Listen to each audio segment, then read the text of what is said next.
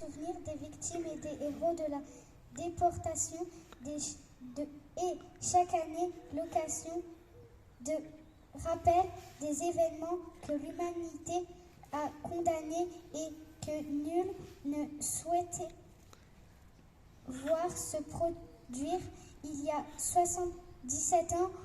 Prenait fin en effet système concentrationnaire et génocidaire nazi dont le monde découvrait l'honneur à mesure de la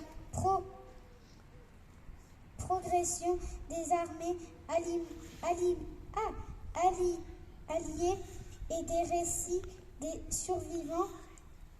Ce système fut l'instrument de la déconstruction d'une grande partie des populations juives et tziganes d'Europe.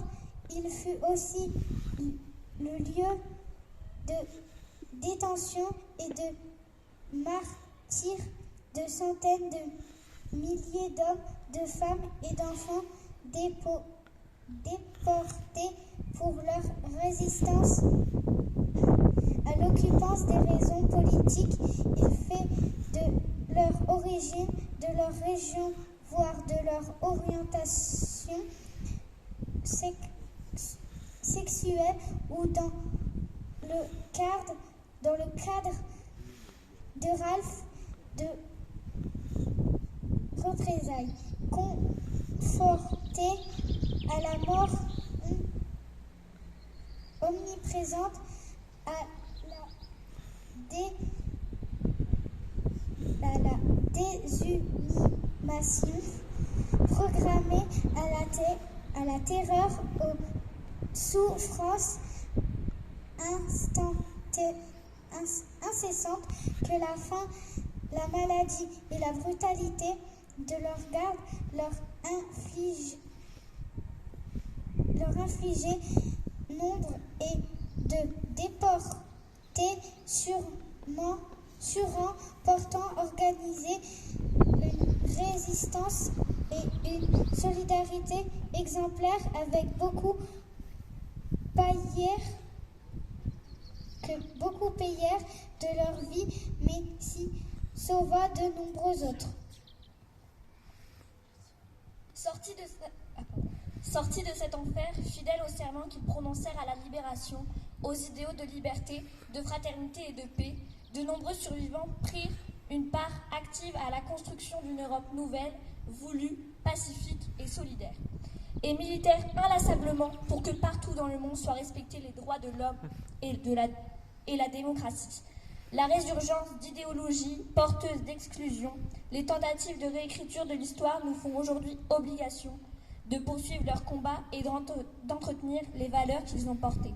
Dans un monde marqué par la guerre, la pauvreté, l'inégalité, le dérèglement climatique qui jette sur les routes d'un exil souvent sans issue et mortifère des milliers d'êtres humains en détresse, dans un monde où l'on voit ressurgir le spectre des dictatures, des replis nationalistes et des frontières qui se ferment. L'espoir pour l'avenir réside dans la pérennité de ce combat. Bravo les enfants. Je voudrais les remercier parce que c'est un discours qui est très difficile, avec des mots très compliqués. Et c'est très gentil de leur part, de leur participation. Je vous remercie beaucoup.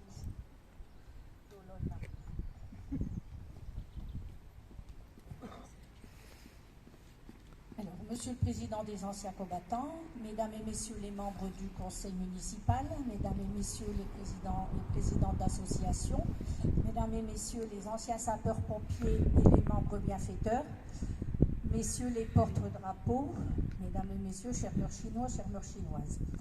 Il y a 77 ans, au printemps 1945, plus de 700 000 hommes, femmes et enfants étaient regroupés dans ce qui restait de l'univers concentrationnaire et génocidaire nazi à l'agonie.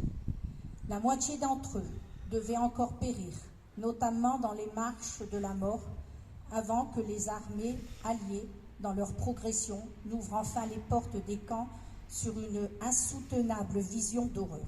les survivants de ce drame, du genre humain, par leur esprit de résistance, leur volonté et leur profond attachement à préserver leur dignité, ont surmonté des conditions inhumaines malgré la présence et la menace permanente de la mort.